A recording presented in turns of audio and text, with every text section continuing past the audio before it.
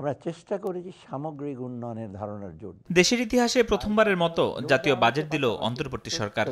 বিপ্লব স্বল্পোন্নত স্বাধীনতার পর প্রথমবারের মতো মোট আকার কমিয়ে ২০২৫-২৬ অর্থবছরের জন্য বাজেট পেশ করেন অর্থ উপদেষ্টা ডক্টর সালেহউদ্দিন আহমেদ।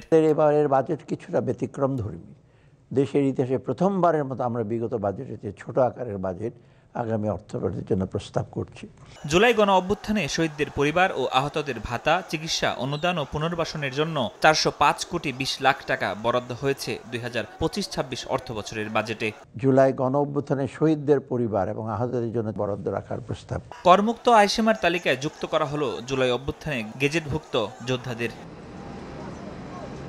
স্বল্পোন্নত দেশের তালিকা থেকে বের হওয়ার প্রস্তুতি হিসাবে শুল্ক যৌক্তিকীকরণের প্রস্তাব দেওয়া হয়েছে এবারের বাজেটে। কর অব্যাহতির সুযোগ না বাড়ানোর চূড়ান্ত ঘোষণা।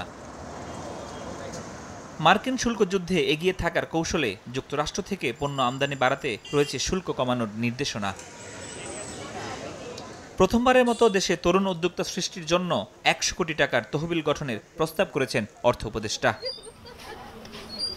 প্রথমবারের মতো আগের অর্থবছরের তুলনায় ২০২৫-২৬ অর্থবছরের জন্য কমানো হয়েছে সামাজিক সুরক্ষা খাতের বরাদ্দ। দরিদ্র প্রান্তিক। ফরহাদুর রহমান, সময় সংবাদ, ঢাকা।